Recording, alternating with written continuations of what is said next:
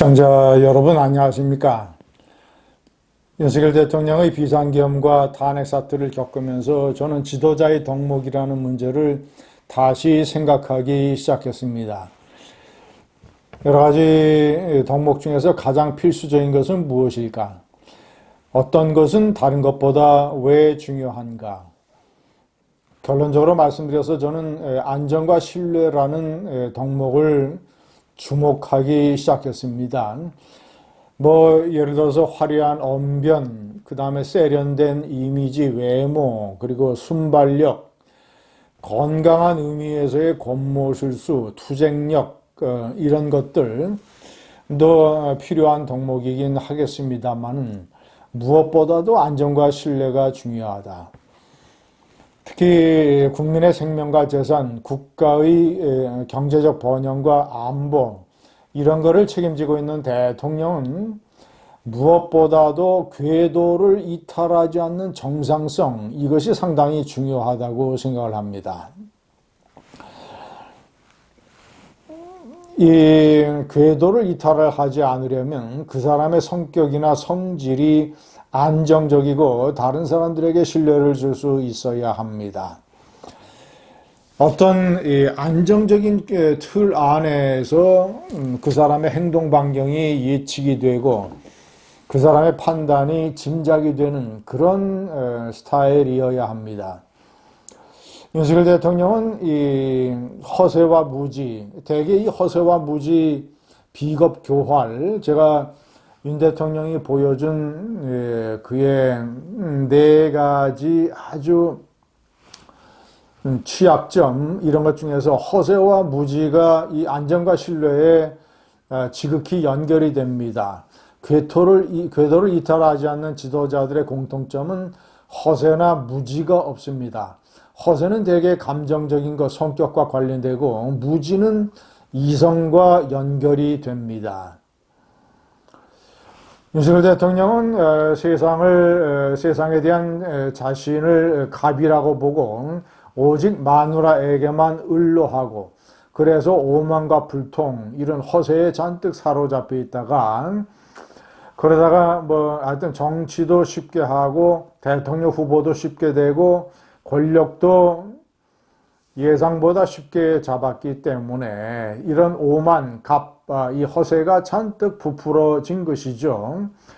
자, 그러다가 이제 명품백 사건서부터 뒤기 시작을 해서 꼬이기 시작을 하고 비틀어지기 시작을 해서 그리고 여러 가지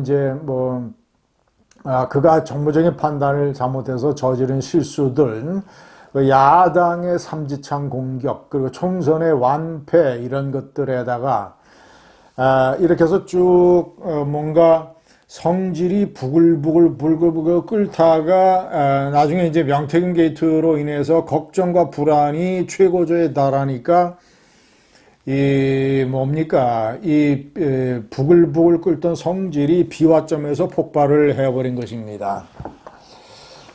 자, 그런데 폭발을 하고 나서 그리고 이 폭발을 하게 된 전개 과정 그 뒤에 뒤처리를 보면 대단히 무지하고 무식하다는 것을 알 수 있습니다. 야당의 삼지창 공격, 제가 얘기하는 탄핵, 특검, 그리고 예산 삭감 같은 거 이런 것에 맞서서 자기가 거부권을 어떻게 행사를 하고 정치적으로 어떻게 대처를 해야 된다라는 정치판을 잘 알고 읽을 수 있는 무지가 없는 이런 상당히 지적 능력 있는 상태라면 성질 폭발의 비화점에 도달하지 않았을 것입니다. 무식하니까 부정선거 약장수들 따위에게 놀아나고 무식하니까 계엄이라는 게 뭐고 계엄이 초래할 이런 정치, 사회, 경제적 후과도 제대로 견적을 내지 못하고 무식하니까 헌재에서도 그따위로 엉성하게 대처를 하고 이래서 결국은 허세 플러스 무지 이것은 성질 폭발 이런 것이 돼버립니다. 그래서 지도자를 뽑는데 앞으로 이 성질 리스크가 없는 이재명의 사법 리스크 이런 것들도 많이 거론이 됐습니다만 앞으로 무엇보다도 성질 리스크가 없는 지도자를 뽑는 게 대단히 중요합니다.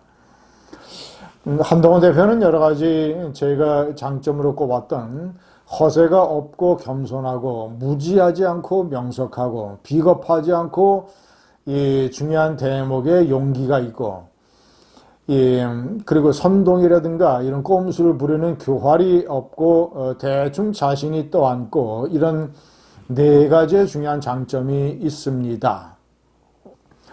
자, 그런데 특히 이 한동훈 대표의 특장이라고 할 수 있는 것은 허세가 없고 겸손하고 무지하냐고 명석하다는 것입니다. 그래서 본인이 가정교육도 잘 받고 그리고 36개월 3년 동안 공군에서 복무를 해서 군대의 조직생활도 겪었고 또 정상적인 가정생활을 통해서 육아, 제가 강조하는 육아를 통해서 세상이 힘들고 남을 내 마음대로 할 수 없다.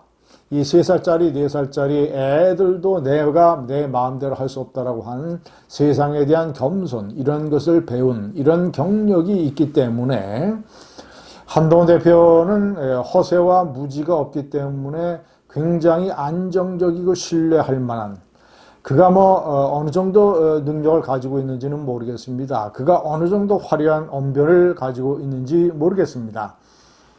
그러나 그런 것들은 전부 다 2차 부차적인 문제들이고 가장 중요한 윤석열 대통령이 나라를 망친, 보수를 망친 허세와 무지에 따른 성질 리스크, 이 성질 리스크가 한동훈 대표에게는 없습니다. 자, 반면 이재명 이 대표에게는 저는 윤석열 대통령과는 다른 차원의 성질 리스크가 있다고 봅니다. 그것은 본인의 일종의 잡초 성질 리스크입니다. 어려운 환경에서 잡초처럼 검정고시, 고시패스, 장학금 이런 것들, 소년공의 추억, 이러한 과정을 겪으면서 성남시장, 경기지사, 대통령 후보, 자, 이런 과정을 거치면서 어떻게 해서든지 내가 이 세상에서 출세하고 살아남고 권력을 쥐고 강하고 착한 자가 살아남는 것이 아니라 살아남는 자가 강하고 착한 것이다라는 이런 인생관을 가지고 있는 잡초적 성질 리스크가 있습니다.